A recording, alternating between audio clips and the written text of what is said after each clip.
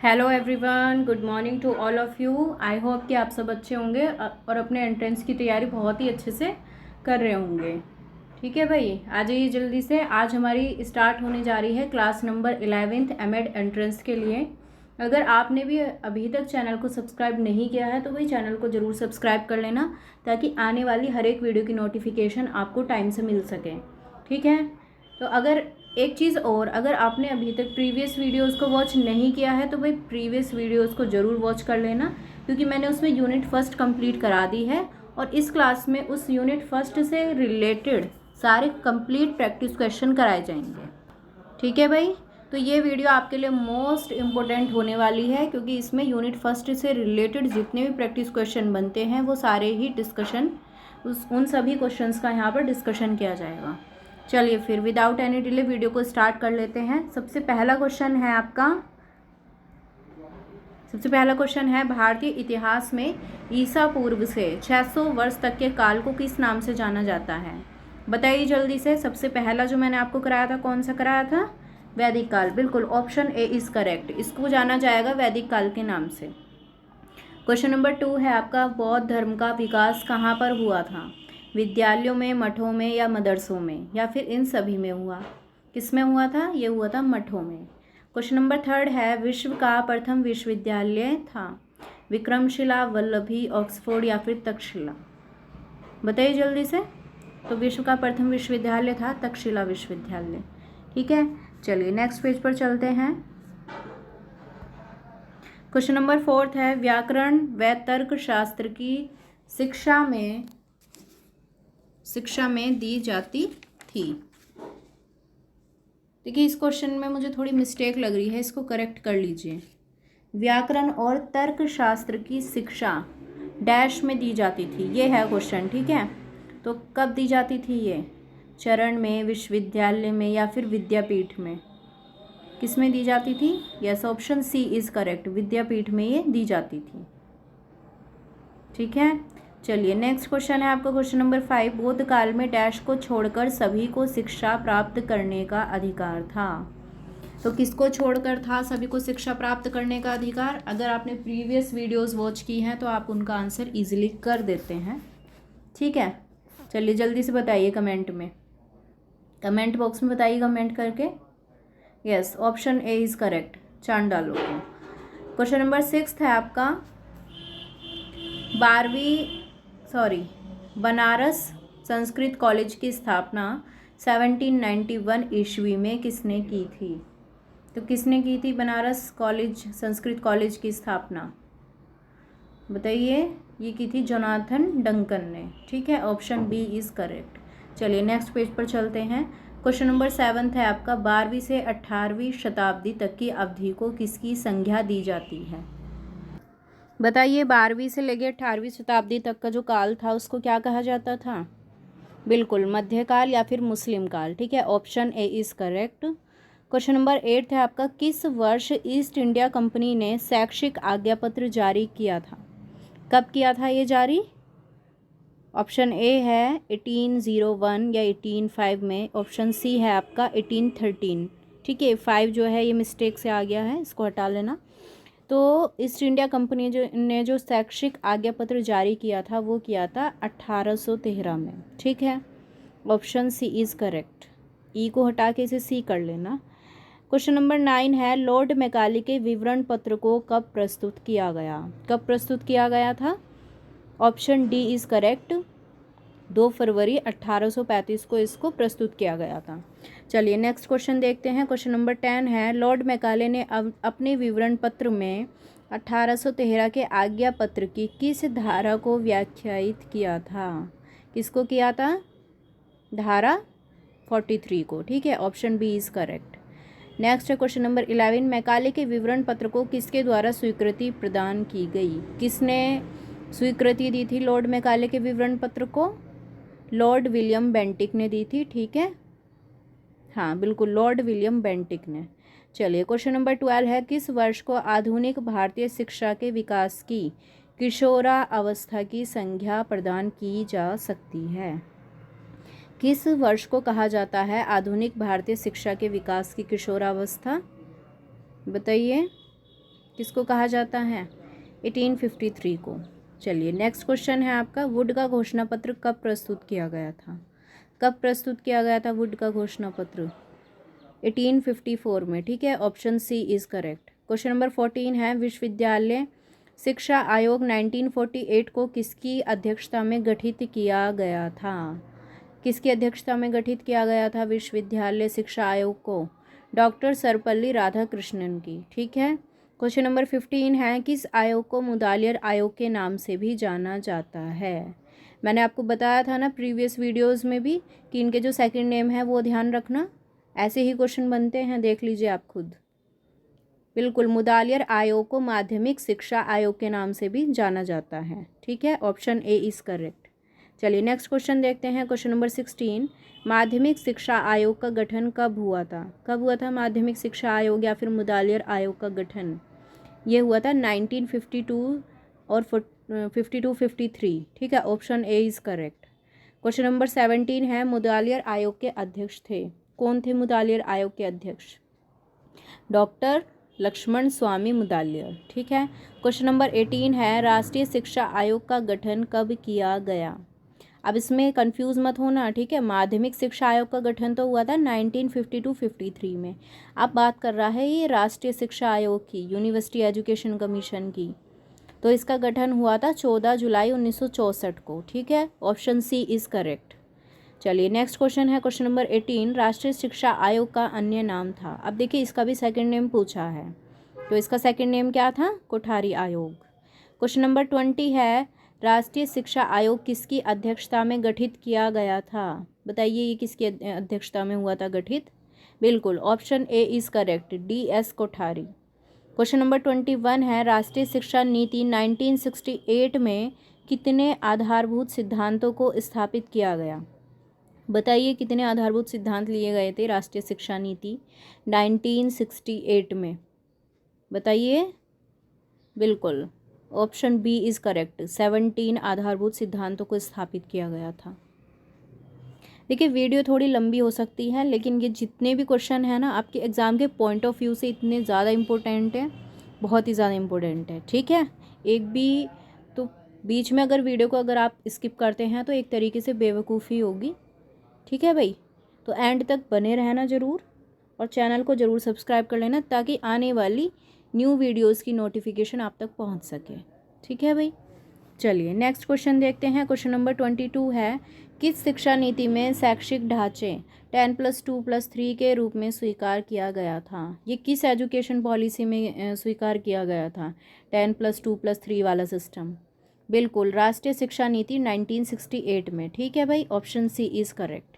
Question number 23 है, राष्ट्रीय शिक्षा नीति 1986 की घोषणा किस प्रधानमंत्री द्वारा की गई थी? किसके द्वारा की गई थी? बिल्कुल, option d is correct, Rajiv Gandhi, sorry option c, ठीक है। चलिए नेक्स्ट है क्वेश्चन नंबर 24, राष्ट्रीय शिक्षा नीति 1986 की कार्य योजना नामक दस्तावेज कब प्रकाशित किया गया? कब प्रकाशित किया गया था ये? नवंबर 1986 में, ठीक है, ऑप्शन बी इज़ करेक्ट।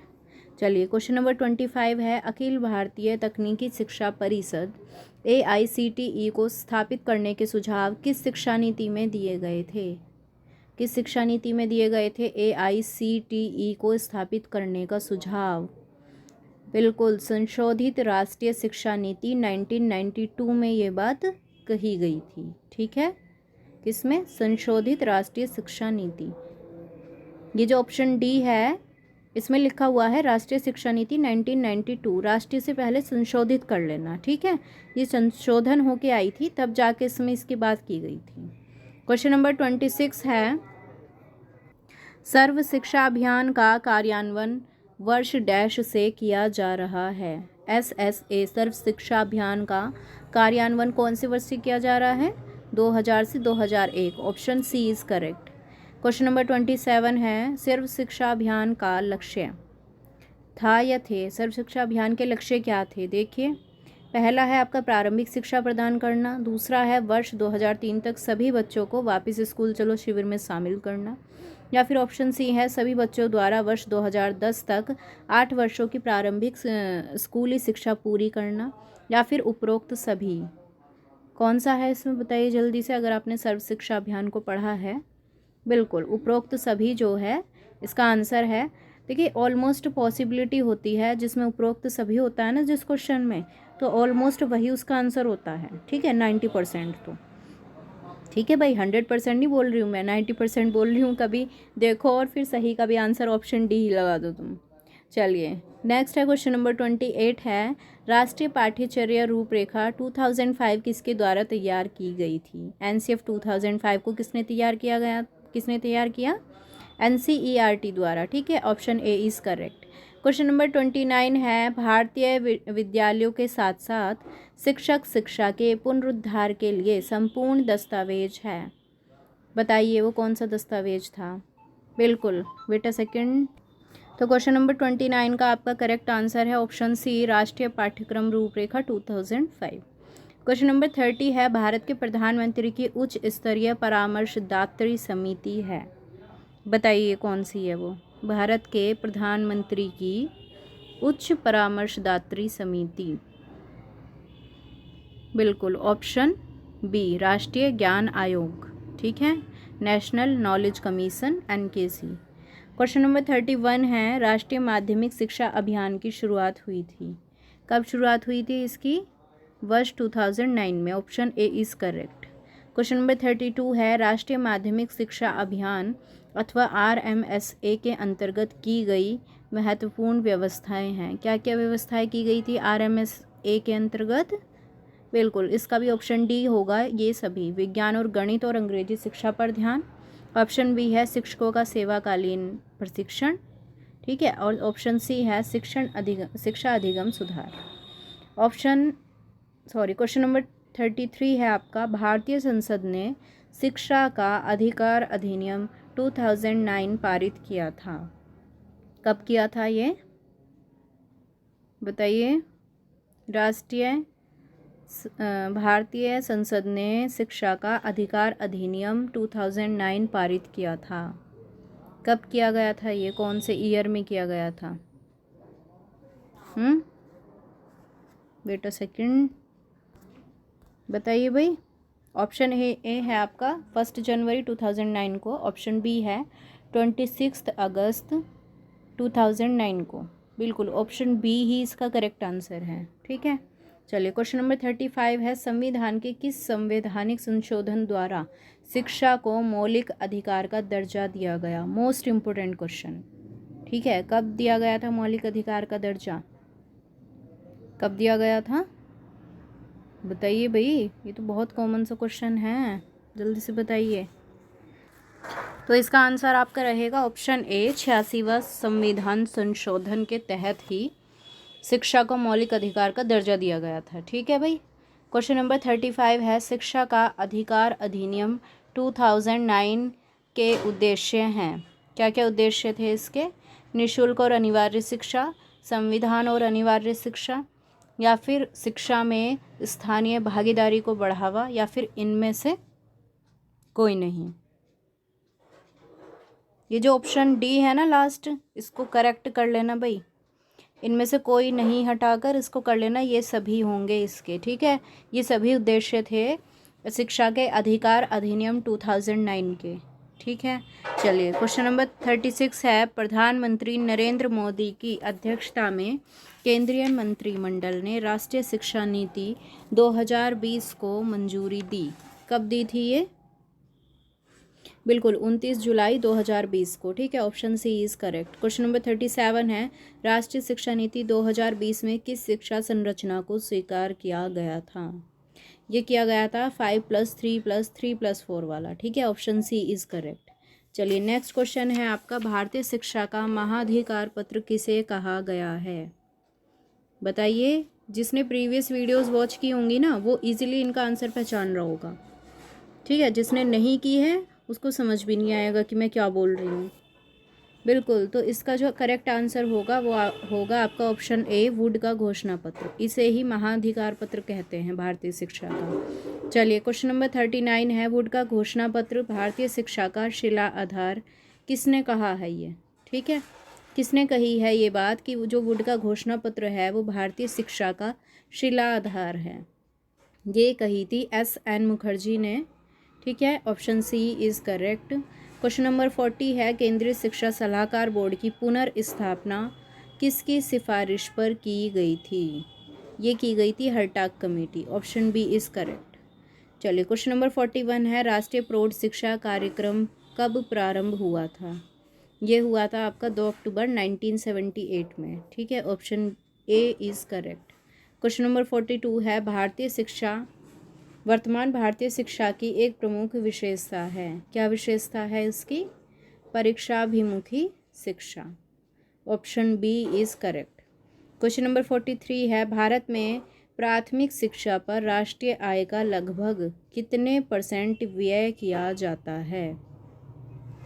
तो प्राइमरी एजुकेशन पर जो खर्च होता है वो होता है 2.3%। ठीक है, option A is correct answer. चलिए नेक्स्ट क्वेश्चन देखते हैं। क्वेश्चन नंबर 44 है आपका, उच्च शिक्षा संस्थाओं में राष्ट्रीय सेवा योजना कब शुरू की गई थी? कब की गई थी भाई राष्ट्रीय सेवा योजना उच्च शिक्षाओं में? ये की गई थी 1959 में। ठीक है, option B is correct. Question number 45 और लास्ट क्वेश्चन है आपका इस यूनिट का, विश्वविद्यालय की स्वायत्तता का कौन सा क्षेत्र है? स्वायत्तता होती है ऑटोनॉमी, जिसमें हम अपनी मर्जी से कुछ भी रूल्स चेंज कर सकते हैं। ठीक है, तो इसका ऑप्शन ए है परीक्षा कराना, ऑप्शन बी है छात्रों का प्रवेश कराना, ऑप्शन सी है इसका अध्यापकों या प्रोफेसर्स की नियुक्ति, या फिर ये सभी। तो विश्वविद्यालयों की स्वायत्तता के जो क्षेत्र हैं वो ये सभी हैं। ठीक है भाई, चलिए यहाँ पर आपकी यूनिट फर्स्ट जो है वो पूरी तरीके से कंप्लीट हो जाती है। सारे प्रैक्टिस क्वेश्चन हो जाते हैं आपके इसमें। ठीक है, नेक्स्ट वीडियो में मिलेंगे एक नए टॉपिक के साथ में। तब तक के लिए आप अपनी प्रिपरेशन करते रहिए। ठीक है भाई, और चैनल को ज़रूर सब्सक्राइब कर लेना। वीडियो अच्छी लगे तो दोस्तों में शेयर कर देना। चलिए guys, have a good day, bye bye.